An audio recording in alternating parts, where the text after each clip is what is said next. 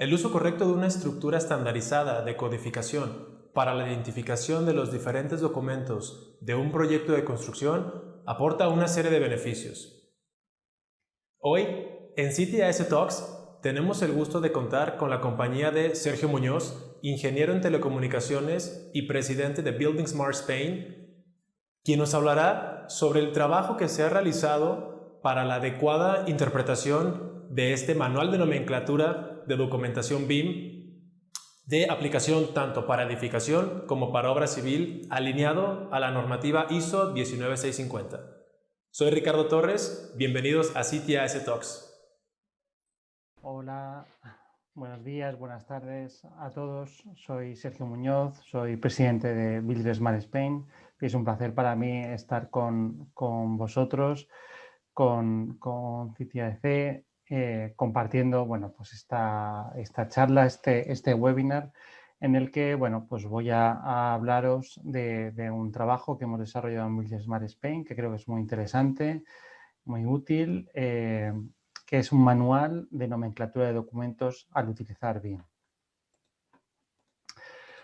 Bueno, para quien no nos conozca todavía, quien no sepa quién es Builders Smart Spain, pues deciros que somos una asociación neutral, internacional, abierta y sin ánimo de lucro, que nuestro principal objetivo es promover la digitalización del sector de la construcción en base a estándares abiertos, ¿vale? En base a formatos abiertos, a flujos de trabajo abiertos, porque creemos que es la mejor forma de conseguir reducir o minimizar algunas de las carencias que tiene el sector y que es la vía para que la metodología BIM realmente sea útil, ¿no? Que la información sea transparente, que la información perdure a lo largo de todo el ciclo de vida y por eso nosotros trabajamos en lo que se denomina Open BIM o el desarrollo, ¿no? o el uso de estándares abiertos aplicados a la metodología BIM. Comentaros que, os he dicho que Builder Smart es una asociación internacional, pero al mismo tiempo tiene representación en diferentes países, en alrededor de 30 países, en lo que se llaman chapters. En mi caso soy el presidente de Builder Smart Spain, del chapter de España. Y la verdad es que somos un punto de encuentro en español para compartir conocimiento que sirva para crear buenas prácticas y recomendaciones, pero también para difundir la metodología BIM basada en estándares abiertos, ¿no? Lo que os decía como Open BIM. Nosotros tenemos, creo que somos una comunidad bastante activa, tenemos alrededor de 250 miembros, la mayoría son empresas, donde hay constructoras, hay ingenierías, hay estudios de arquitectura, pero también hay empresas tecnológicas, fabricantes de software, hay universidades, hay academias que imparten formación, hay profesionales independientes también y hoy también es verdad que la mayoría está en España, pero también hay algunos que son de Latinoamérica. Como os decía, somos una comunidad muy activa que trabaja principalmente en 3 líneas de acción. Una que nosotros llamamos o denominamos aceleración BIM, donde lo que intentamos es que la adopción, la implementación de la metodología BIM, pues ayudar, servir de catalizador para ella, siempre pues intentando ir un paso más allá. Por eso pues cooperamos con organizaciones relevantes, pues últimamente pues, con varios BIM Forum en Latinoamérica o con la red BIM de gobiernos de Latinoamérica. Organizamos workshops y tenemos un programa de certificación profesional por el cual intentamos que pues la formación en metodología BIM esté alineada, ¿no? Y esté basada en la formación en los estándares abiertos. Nuestra segunda línea de trabajo es en relación a estandarización, no solo en el desarrollo de esos estándares abiertos, sino también en el desarrollo de guías y recomendaciones, como la que os voy a contar hoy. Y finalmente también hacemos mucha comunicación, difusión, sensibilización dando a conocer pues, buenas prácticas, casos de éxito, hacemos muchas publicaciones y también tenemos varios observatorios, ¿no? Observatorios de licitaciones públicas con requisitos BIM, otro de documentación a nivel mundial y bueno, que creo que son bastante interesantes. Por lo que os invito a visitar nuestra web, buildingsmart.es, y ahí pues podréis conocer y podréis ver esos trabajos, esas publicaciones que hacemos. Bueno, y como os decía, somos una comunidad muy multidisciplinar donde bueno, pues consideramos que caminando juntos podemos llegar más lejos, ¿no? Al final intentamos aunar diferentes sensibilidades, diferentes visiones de todo el sector AECO y de este modo, bueno, pues ponernos de acuerdo, ¿no? El alinear objetivos, entender que cada uno tiene unos objetivos diferentes, pero que hay unos objetivos comunes al final de máxima eficiencia, de mejores edificios, de mejores infraestructuras, de digitalización de esos activos y por ello, bueno, pues consideramos que esa colaboración que de por sí ya la metodología BIM requiere, pues es lo que nosotros como organización también necesitamos para responder mejor a las necesidades del sector. Nuestras últimas publicaciones, y como os decía que os invito a consultar en nuestra página web, son las que veis aquí. Hemos publicado varias guías, una guía de BIM para propietarios y gestores de activos, porque sabemos que los propietarios y los gestores de activos, pues muchos aún son desconocedores de la metodología BIM. También un manual de entrega de información para proyectos de infraestructuras. También sabemos que la metodología BIM en proyectos de infraestructuras tiene un nivel de madurez inferior al de edificación y que el uso de estándares es también importante en ese ámbito. Por eso hemos generado ese manual que incluye una serie de recomendaciones. En tercer lugar, la guía de introducción a la ISO 19650. Es conocida el conjunto de normas ISO 19650 como el marco de referencia para la gestión de la información en proyectos donde se utiliza la metodología BIM y hemos tratado de facilitar, aproximar a un lenguaje más llano esta serie de normas con esta guía y finalmente del que hoy os voy a hablar más en profundidad, el manual de nomenclatura de documentos al utilizar BIM. Tenemos también dos observatorios de consulta, creo que muy interesantes, uno sobre licitaciones de requisitos BIM en España, donde recogemos aquellos pliegos de clientes públicos que introducen requisitos BIM, pero también un observatorio de publicaciones a nivel mundial donde recogemos diferentes guías, estándares de diferentes organismos que, bueno, pues creemos que puede ser interesante para cualquiera, no solo para conocer qué se está haciendo en otros países, sino, bueno, pues también si va a hacer algún proyecto en ese país, pues conocer, ¿no? A lo mejor diferentes lineamientos o normativa que debe cumplir. Bueno, y sin más, empiezo ya a contaros este manual, este trabajo tan interesante que hemos publicado recientemente. Y como os decía, ¿no? Nosotros realizamos todas estas publicaciones desde un punto de vista coral y multidisciplinar. Y en esta guía, en este manual de nomenclatura, pues ha participado mucha gente de perfiles muy diversos. En la coordinación pues está Lorena Martín de la Universidad de La Laguna, con David Delgado y yo mismo. Y luego pues como redactores pues un equipo muy diverso con gente de constructoras, con gente de despachos de arquitectura, de ingeniería, de la parte de consultoría, de formación.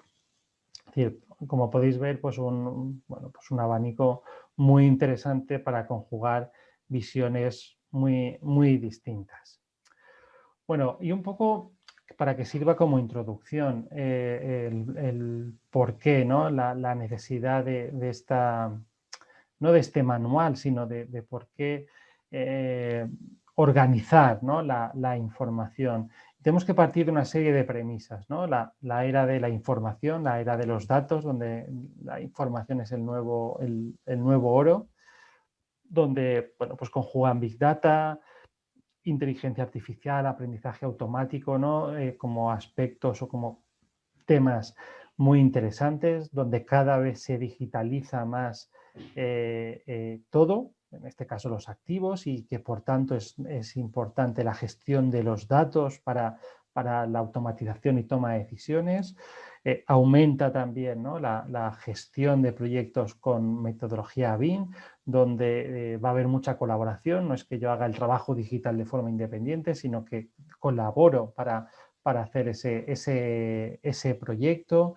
Se estandarizan también los componentes constructivos para fabricación off-site en muchos casos. Y la comunicación, ¿no? La comunicación de datos de forma integrada y unificada por todas las partes implicadas, ¿no? O sea, vemos una serie de aspectos que van creciendo y, bueno, eso nos conlleva a utilizar una nomenclatura, ¿no? Una nomenclatura, pensando que estamos hablando de una nomenclatura para todos los documentos, todos esos archivos, esos contenedores de información que vamos a producir en nuestro proyecto y que vamos a intercambiar. Y aquí estamos diciendo diferentes documentos de cualquier índole, no hablamos únicamente digamos, modelos de información, de modelos BIM, sino que estamos hablando pues de un acta, de un informe, de un presupuesto, de una medición, de una foto, de un vídeo. Es decir, realmente cualquier tipo de documento que en un proyecto de un tamaño grande estamos hablando pues de miles o decenas de miles de documentos, y el organizarlos de forma adecuada con una estructura fija de codificación que me permite identificarlos por su propio nombre, me va a ayudar en varios aspectos, ¿no? Por un lado, le va a aportar información a todos los agentes que intervienen. Pero es que también es importante que sea un identificador único, ¿no? No que varios documentos puedan tener el mismo nombre. Me va a permitir hacer búsquedas de información de forma más eficiente y, por tanto, me va a mejorar el intercambio de información entre agentes a lo largo de todo el ciclo de vida del activo construido, que, como os imagináis, pues pueden ser muchos años. Por eso, bueno, pues el objeto, ¿no?, de este trabajo, de este documento, es que desde Builder Smart Spain hemos pretendido pues desarrollar, ¿no?, una propuesta consensuada de nomenclatura que sirva para todo tipo de proyectos, tanto de edificación como de obra civil, que esté alineado, y eso para nosotros ha sido muy importante, a la ISO 19650. En ciertos aspectos también lo hemos adaptado al mercado español, pero que también quiero decir que no es exclusivo del mercado español, sino que a la hora de definir algunos aspectos que luego os comentaré, pues hemos tenido en cuenta, ¿no?, la casuística del mercado español, y también, pero no menos importante, que esta nomenclatura pues, pueda ser procesable por aplicaciones informáticas, ¿no? Porque al final es una tendencia el que bueno, pues las máquinas, ¿no?, trabajen con esta información y que esos nombres también puedan ser procesados. Y por eso hemos evitado algunos aspectos que luego os comentaré. Este manual, para nosotros esto es muy importante, no es un estándar ni pretende ser una imposición, ¿no?, sino que parte que en nuestro caso en concreto en España no había ningún estándar de nomenclatura para archivos y menos en materia de BIM, y nosotros hemos querido desarrollar una propuesta inicial para que cualquiera que no tenga una nomenclatura ya que utilice pueda cogerla y adaptarla a sus necesidades. Es decir, no hace falta que la coja quizás tal cual, pero a lo mejor sí que le sirve de punto de partida y la pueda adaptar a sus necesidades o a las necesidades de los proyectos en los que vaya a trabajar. Pero no hemos inventado nada tampoco que no haya ya otras propuestas. Es decir, hemos revisado evidentemente qué es lo que había. En el ámbito internacional, por ejemplo, en Reino Unido, pues existe bueno, en la transposición de esa norma ISO 19650, en Reino Unido han publicado un anexo nacional de ámbito únicamente Reino Unido, pero en el cual ya hacían una propuesta de nomenclatura, la cual nosotros hemos analizado y hemos tenido en cuenta. También, por ejemplo, en Chile, en el estándar BIM para proyectos públicos de Plan BIM Chile, hay una propuesta de nomenclatura, también con una serie de campos, y en nuestro caso concreto, particular en España, hay multitud de clientes públicos como Generalitat de Cataluña, Ferrocarriles de Generalitat Valenciana, ADIF, AENA, Puertos del Estado. Hay varios que, como ellos clientes, ya les indican a sus proveedores cómo quieren recibir la información y cómo quieren que se nomenclen, ¿no? que se denominen esos archivos. Bueno, pues nosotros hemos revisado un poco toda esa literatura y a partir de ahí, bueno, pues hemos creado la nuestra. En cualquier caso, es importante también tener en cuenta que dónde, ¿no? y quién debe definir para cada proyecto la nomenclatura. Y es que, por un lado, el adjudicador, ¿no? ese cliente, ese appointing party que marca la ISO 19650, podrá definir esa nomenclatura a utilizar en el pliego de prescripciones técnicas, pero lo haga o no, independientemente de ello, el adjudicatario, el lead appointed party, cuando define o escribe ese plan de ejecución BIM, sí que conviene que indique la nomenclatura que se va a utilizar. En nuestro caso, la nomenclatura que proponemos, que hemos creado, está compuesta por una serie de campos concatenados, donde, bueno, pues algunos de ellos nosotros consideramos que deben ser obligatorios o requeridos y otros consideramos que pueden ser opcionales o incluso tratados como metadatos, ¿vale? En el caso bueno, el proyecto se esté desarrollando en un entorno común de datos, en un Common Data Environment que acepte o gestione metadatos, pues creemos que esa serie de campos pueden no estar dentro del nombre del archivo, sino que pueden ser metadatos. En cualquier caso, son 10 campos y nosotros bueno, sugerimos ya de inicio que se apliquen con un sentido de proporcionalidad, ¿no? Y adaptándolo a la tipología, tamaño y casuística de cada proyecto. ¿Cómo es esta nomenclatura? Hemos dicho que tiene 10 campos, pero es importante tener en cuenta que cada campo está representado por un conjunto de caracteres alfanuméricos, en algunos casos solo letras, en otros solo números y en otros combinaciones de ellos, donde lo que sí que es importante es que utilizamos el formato upper camel case, es decir, siempre empezando por mayúsculas, no dejando espacios, no utilizando símbolos de puntuación ni acentos que dificulten, ¿no? esa lectura por parte de las máquinas o de las aplicaciones, y donde nosotros hemos propuesto que los campos estén separados por un guión medio. También hacemos una propuesta de la longitud que puede tener cada campo. En muchos casos son longitudes variables, pero en cualquier caso lo que sí que decimos es que dentro de un proyecto la longitud que se indique para un campo ya no debe ser variable. Por ejemplo, aquí vemos que bueno, el campo proyecto que identifica, ¿no? el expediente, ¿no? el contrato o proyecto, pues que puede tener una longitud variable entre 2 y 6 caracteres. Para un proyecto determinado, si se decide que ese campo tenga 4 caracteres, pues a lo largo de ese proyecto ese campo siempre debe tener 4 caracteres, ¿vale? Es decir, que existen una serie de rangos, pero que una vez decidido el valor para un proyecto, se debe mantener. Bueno, volviendo un poco a la lista de campos, ahí los veis en la tabla: campo proyecto, campo creador, volumen o sistema, nivel o localización, tipo de documento, disciplina, número, descripción, estado y revisión. Y ahora los vemos con mayor detalle. Bueno, el campo proyecto, bueno, pues al final es un código individual del proyecto, ¿no? Y debe entenderse de forma muy genérica como un código de expediente o código de contrato, que lo ideal es que sea ese adjudicador, ¿no? ese promotor, ese cliente, el que indique cuál es ese código de proyecto, y nosotros recomendamos que se utilicen entre 2 y 6 caracteres. Es un campo requerido. A continuación va el campo creador, entendiendo el campo creador como la organización que produce o que crea este documento. No es que sea el responsable del mismo, ¿no? de su entrega, sino el que lo produce. Y de modo que lo podamos identificar, ¿no? de forma unívoca, ¿no? dentro de cada proyecto, viendo simplemente los nombres de los archivos, de los nombres de los contenedores de información, qué organización es la que lo ha creado, ¿no? En este caso, nosotros proponemos una longitud de 3 a 6 caracteres.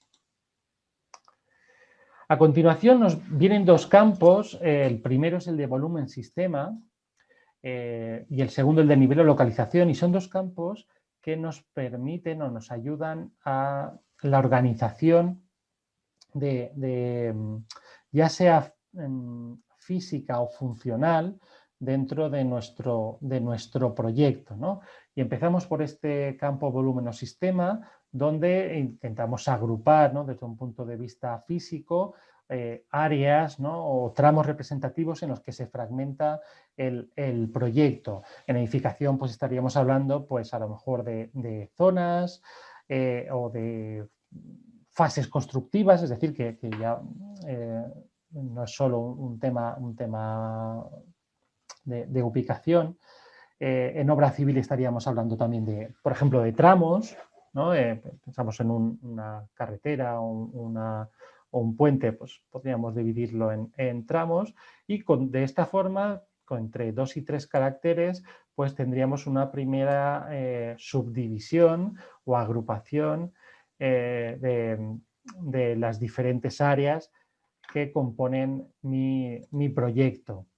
Y el siguiente campo en la misma línea sería el de nivel o localización, ¿vale? Que digamos me añade un nivel más para subdividir, ¿vale?, mi proyecto, es decir, que dentro de un mismo volumen o dentro de un mismo sistema, pues lo divido, ¿no?, en niveles, ¿no? Si, por ejemplo, antes yo tenía diferentes edificios, por ejemplo, pues aquí dentro de un mismo edificio, pues yo puedo dividir por plantas, ¿vale? Y llamarlas, pues, por ejemplo, las que sean sobre rasante, P00, P01, P02, así sucesivamente, y lo mismo las que sean bajo rasante, ¿vale? En este caso nosotros en nuestro manual pues sugerimos, ¿no?, o ponemos ejemplos de algunos casos, como estos de aquí, pero ya la nomenclatura a utilizar en concreto para ese campo, pues ya que sea en cada proyecto donde se defina.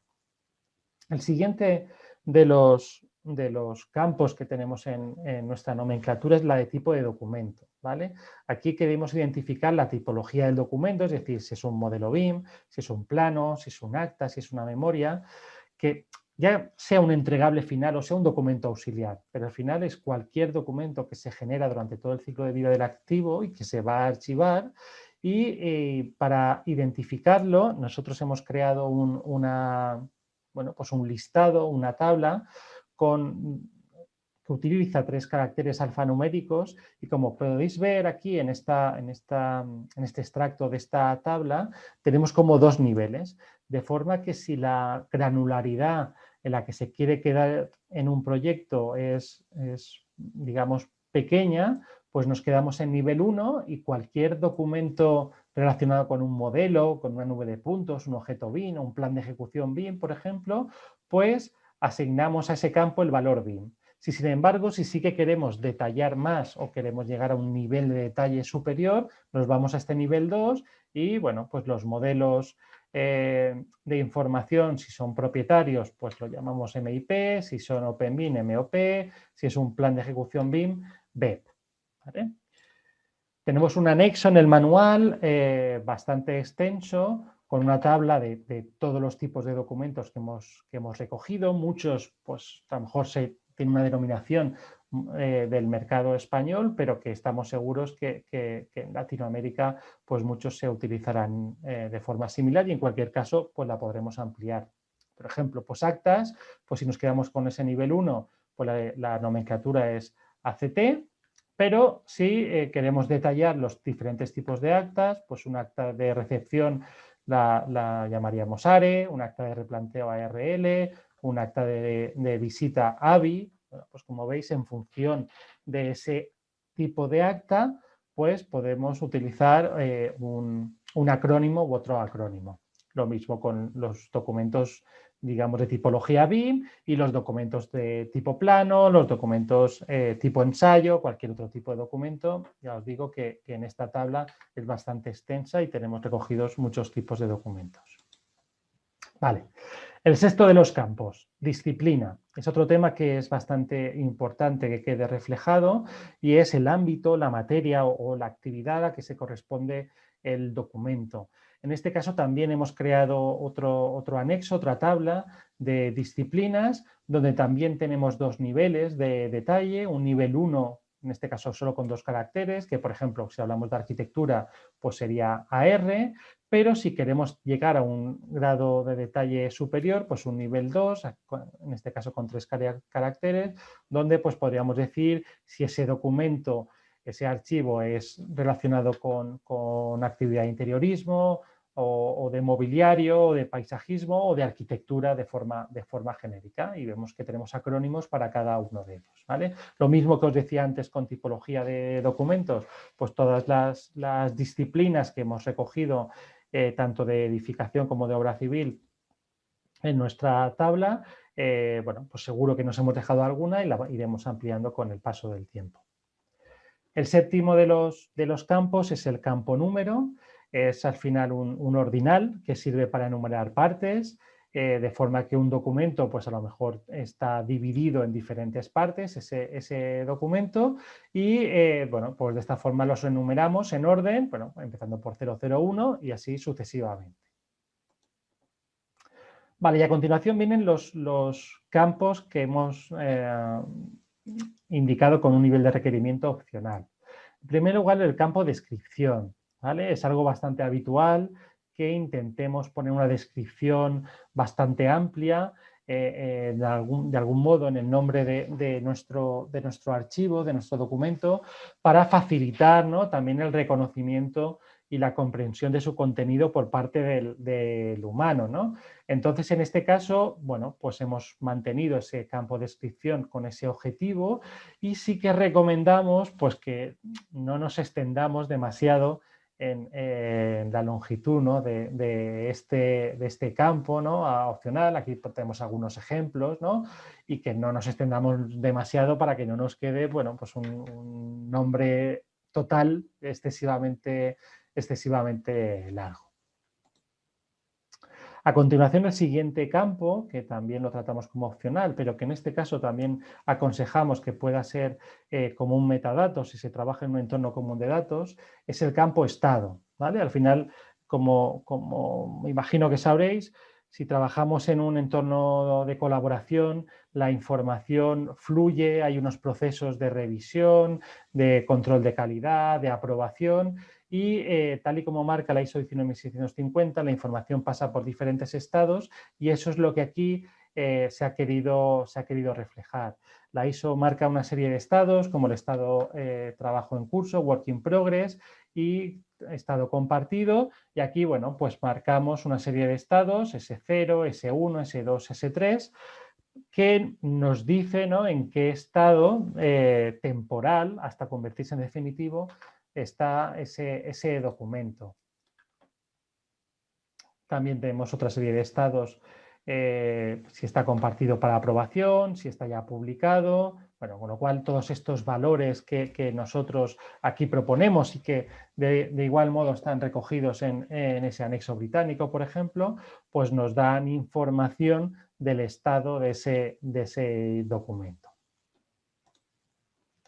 Vale, y el último de los campos es el campo revisión, ¿vale? El campo revisión define la versión de un documento de forma que permite identificar las modificaciones que haya sobre los mismos, ¿no? En este caso utilizamos 4 caracteres, que realmente son 2 pares de caracteres, los 2 primeros, ¿no?, que indican como una versión mayor y los 2 siguientes una versión menor, de forma que vayamos cambiando la versión menor hasta que el cambio ya sea sustancial y hagamos un cambio hasta versión mayor, ¿vale? De forma que, bueno, pues partimos, ¿no?, de este 0000, vamos incrementando la versión menor y llegado ya a cierto punto, bueno, cambiamos a 01 en versión mayor y reiniciamos la cuenta en la versión menor. Este campo también es opcional y también sugerimos que se utilice como metadato en el caso de trabajar en un entorno común de datos. Bueno, con todo esto, ¿qué es lo que tenemos? Bueno, pues aquí tenemos dos ejemplos, uno para un proyecto de edificación donde, bueno, pues por ejemplo aquí en Volumen Sistema tenemos identificados los diferentes edificios de mi proyecto. Aquí en tipología de documento tengo un modelo geométrico, un modelo 3D. Aquí tengo un estado, ¿no? Una versión en el campo revisión, una serie de versiones. Y este otro ejemplo es de obra civil, pues puede ser una carretera dividida en tramos, también luego dentro de los tramos dividido en zonas y también, bueno, pues con otros valores, ¿no? para pues, la disciplina o para el tipo de documento, pues simplemente tomando las recomendaciones que hacemos y cogiendo valores de esos anexos, esas tablas de listados, tanto de tipologías de documentos como de disciplinas.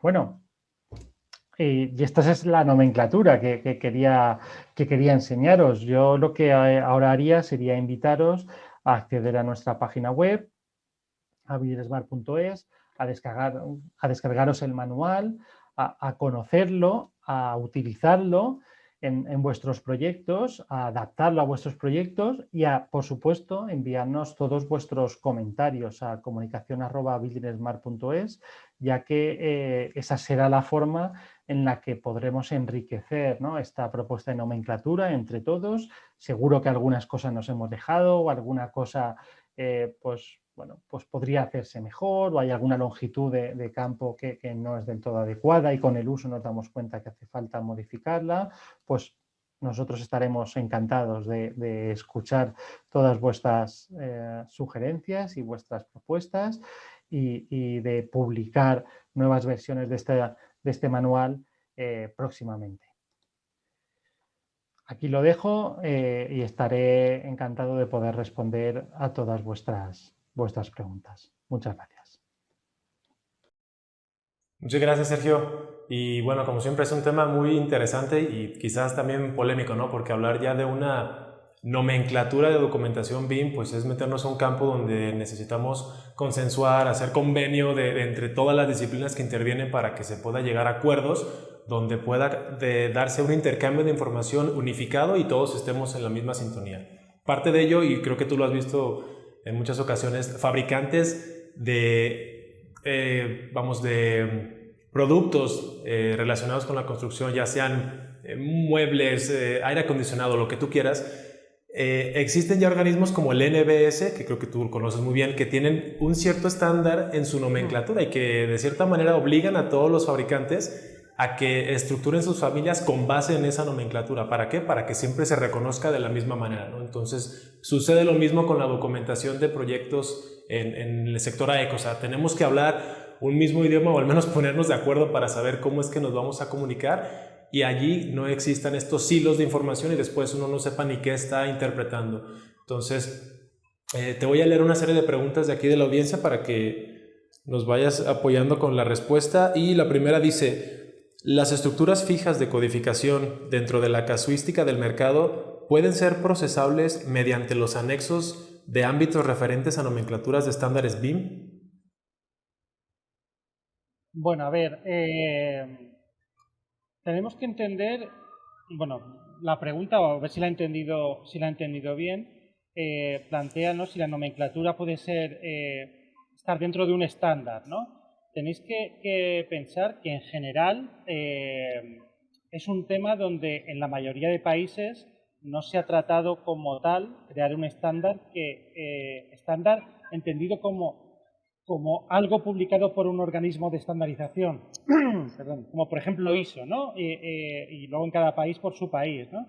Sino que habitualmente, ¿qué ocurre? ¿No? Que un cliente o un organismo pues define cómo quiere, ¿no?, recibir la documentación o que en su proyecto cómo quiere que se trabaje y define su propio estándar, pero con alcance únicamente su organización, ¿vale? Entonces aquí un poco lo que hemos pretendido es dar un paso más allá, ¿vale? Es decir, oye, podemos crear algo que pueda tener un alcance superior, teniendo en cuenta que no queremos imponer nada, ¿no? Y que puede haber gente que que, bueno, pues que a lo mejor le parezcan que son demasiados campos, que trabaja en proyectos pequeños y que le es suficiente con 5 campos, por ejemplo. Bueno, pues perfecto, eso lo entendemos. Pues si esta propuesta te sirve para que tú crees tu propia nomenclatura para aplicar a tus proyectos, creo que ya hemos conseguido mucho. Lo que sí que creemos que es importante, y ahí sí que nos hemos alineado a los estándares,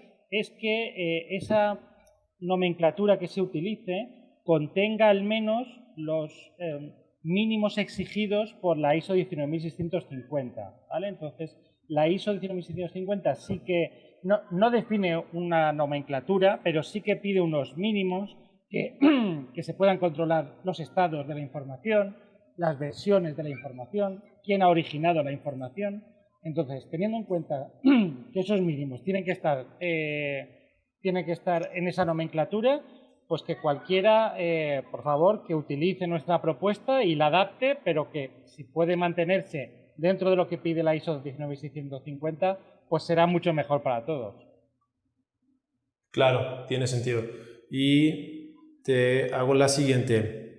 Cuando hablamos de la adjudicación de nomenclaturas en el pliego del plan de ejecución, ¿es preciso que la consideración de las requisiciones puedan ser tratados como metadatos dentro de la gestión aplicada en la tipología de la casuística de cada proyecto?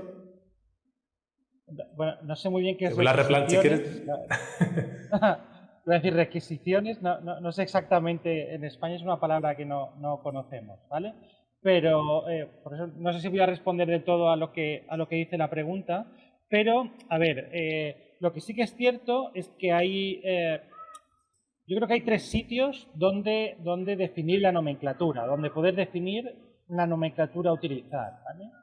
Un sitio inicial es dentro de mi propia organización, sea grande o pequeña, y yo tenga mi propio manual de cómo trabajar, mi propio manual de procesos, y yo tenga una nomenclatura definida a nivel interno, ¿vale? Y que internamente trabajemos así, ¿vale? Ese sería un punto, ¿vale? Otro punto es cuando ahora llegamos a un proyecto, ¿vale? Y llegamos a un proyecto y ¿qué puede ocurrir? Que el cliente en el pliego de requisitos o de prescripciones técnicas puede ocurrir que él ya indique la nomenclatura que quiere que se utilice, ¿vale? Con lo cual, bueno, pues si el cliente pues exige que se use esa nomenclatura, habrá que utilizarla en ese proyecto. Pero puede ocurrir que el cliente no exija ninguna nomenclatura en concreto, ¿vale? Que eso no lo especifique. Y ahora vamos al siguiente punto, entonces. Cuando definamos ese plan de ejecución BIM, ¿vale? Por parte de ese adjudicatario principal, ese contratista, ese estudio de arquitectura, tendrá que concretar qué nomenclatura se va a utilizar. Si antes ha venido definida previamente en el pliego, pues lo normal es que sea esa misma, pero si no, pues será la nomenclatura que define el adjudicatario principal, a ser posible consensuada con el adjudicador, con el cliente, como el resto de cosas que hay en el BEP. En materia de metadatos, lo que sí que decimos es que al final los metadatos son algo muy útiles si trabajas con un entorno común de datos, pero eso tampoco es tan habitual, ¿vale? Es decir, en muchos proyectos el entorno común de datos no existe, o es una carpeta en Dropbox o en Google Drive y la información se intercambia vía correo electrónico o vía intercambiando un pendrive, ¿no? Entonces, en ese sentido, pues creemos que es mejor que esos metadatos estén dentro del nombre del archivo, pero si sí que trabajas con un entorno común de datos donde sí que hay gestión de metadatos y sí que se puede aprovechar ese potencial, pues puedes hacer más pequeñito el nombre del archivo con menos campos y pasar algunos de ellos a metadatos. Claro. Listo. La siguiente dice, para proyectos con caracteres de campos existentes en rangos de valores con listas genéricas, ¿pueden adjudicarse a códigos específicos en los campos requeridos de los llamados campos creadores? A ver, el campo de creador está pensado para identificar a la organización que crea ese documento, que crea ese modelo, que crea ese ese acta, esa memoria, ese presupuesto. En ese sentido, ¿qué es lo lógico? Desde mi punto de vista, cuando se define el BEP que se va a ejecutar, que en ese BEP pueda haber ya no solo esa nomenclatura definida, sino ese listado de acrónimos que se van a utilizar. Por ejemplo, si ya se sabe las 10 o 20 principales empresas que van a participar en el proyecto, se les puede asignar un acrónimo a cada una de ellas, de forma que ellos, cada vez que creen un documento, pongan ese acrónimo en el campo creador, ¿vale? Y si luego se incorporan nuevas empresas, se modifica el BEP o se anexan ampliaciones a ese BEP incorporando acrónimos de esas nuevas empresas que se van incorporando al proyecto, de forma que tengamos una tabla que me relacione de forma unívoca esos 4 o 5 caracteres con los que yo intento identificar, ¿no?, a la empresa con el nombre real de la empresa. Listo.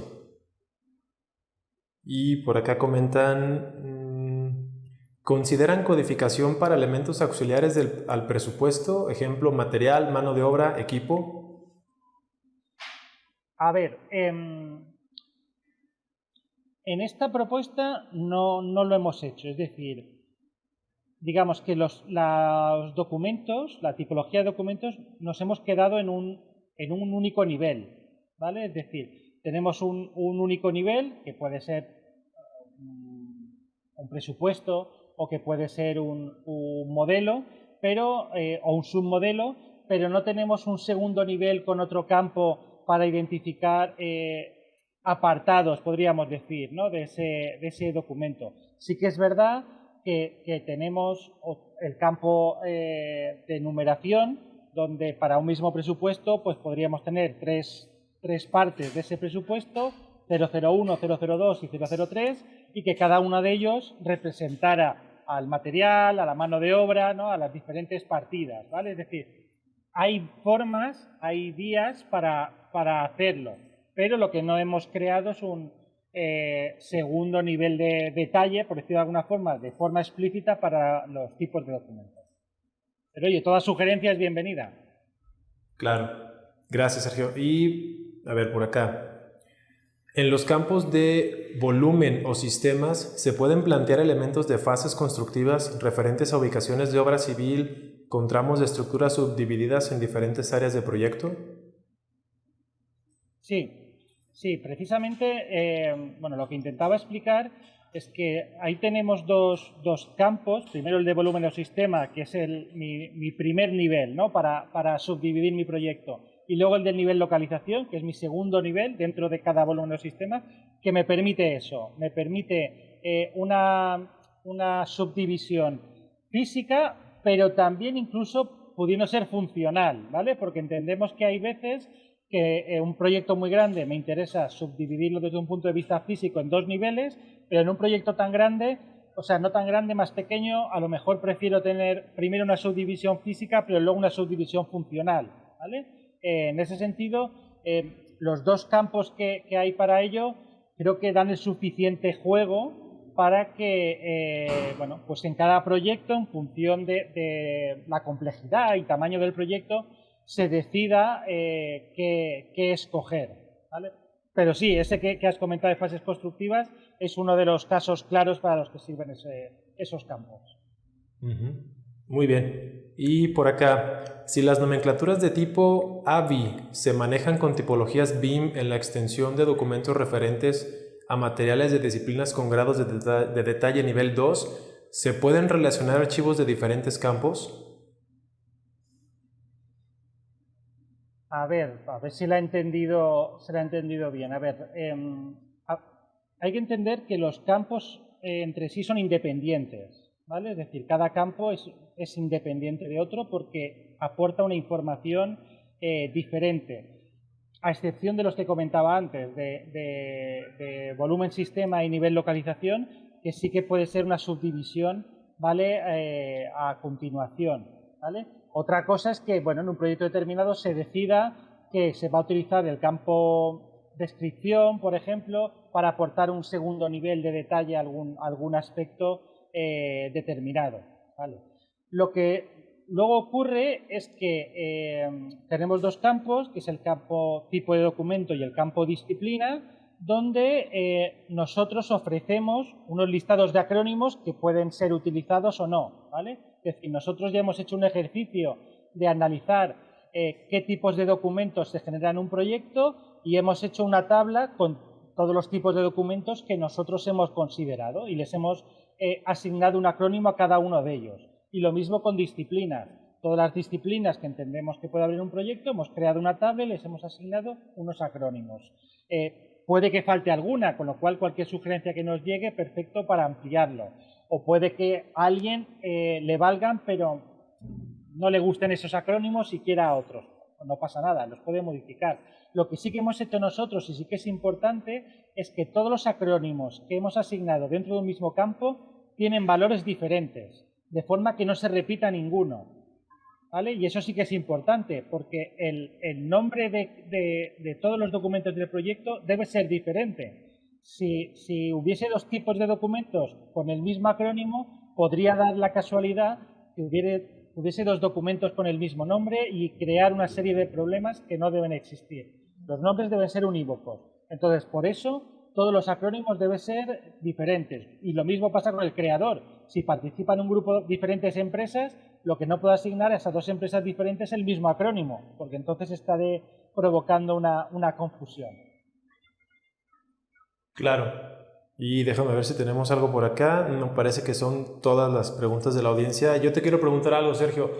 Tú, con todo este trabajo que se ha estado realizando, los esfuerzos de Building Smart Spain para poder expandir el mensaje hacia la unificación del intercambio de información, ¿cuál es el panorama? O sea, ¿en cuánto tiempo visualizas que todo esto pueda llegar a ser ya permeado a nivel Latinoamérica o a nivel mundial y que todos estemos en la misma sintonía respecto al intercambio de información?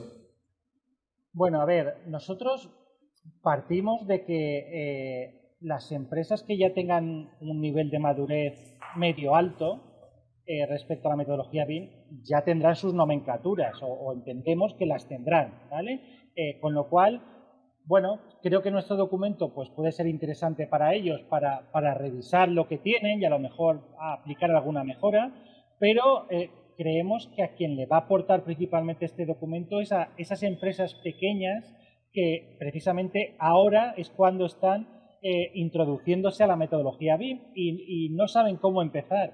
Y no saben cómo empezar, no saben ni cómo llamar a sus modelos, cómo organizar sus documentos y creemos que para ese tipo de organizaciones este manual sí que puede ser de mucha ayuda, ¿vale? En ese sentido, ¿cuándo podríamos...? Voy a poner una comparación muy de estos tiempos de pandemia, ¿no? ¿Cuándo podemos conseguir inmunidad de rebaño, podríamos decir, ¿no? Es decir, que pongamos que un 70%, ¿no? del mercado utilice una nomenclatura alineada a la 19650, sea la nuestra o parecida a la nuestra. Bueno, yo creo que aún nos quedan unos años. Yo creo que, vamos, no creo que antes de 4 o 5 años lo consigamos, pero sí que es cierto que cada año hay más gente que está en este barco y lo que queremos es que los que se suban al barco tengan facilidades para subirse al barco. Que no les cueste tanto y que sepan por dónde empezar, que sepan cómo arrancar y que sepan, en este caso, cómo organizar los documentos del proyecto. Claro, claro, tiene sentido. Y bueno, pues hemos llegado al final. Sergio, te agradezco mucho el haber estado con nosotros y mucho éxito con este proyecto que sabemos que es a mediano plazo y quizás se extiende un poquito a largo porque pues debe haber un proceso de adopción como en todo, ¿no? Pero si se mantienen firmes en ello, sé que lo van a conseguir. Esperamos que podamos contar contigo en próximos eventos y mucho éxito con el proyecto. Gracias. Muchas gracias, Ricardo, a vosotros por la invitación, por dejarnos compartir este manual y, por supuesto, lo reitero, seguro que actualizamos con mejoras y ya estamos trabajando en nuevos proyectos que creemos que van a generar publicaciones de mucho interés y que estaremos encantados de compartir a través de la CTIC Talks. Gracias, Sergio. Hasta pronto. Un abrazo. Agradecemos su visita a CTIC Talks. Ahora los invitamos a que nos acompañen en el siguiente jueves y conozcamos junto al arquitecto Jesús Perucho Alcalde algunas herramientas para automatizar el diseño en diversos proyectos de construcción. Mi nombre es Ricardo Torres y esto es CTIS Talks.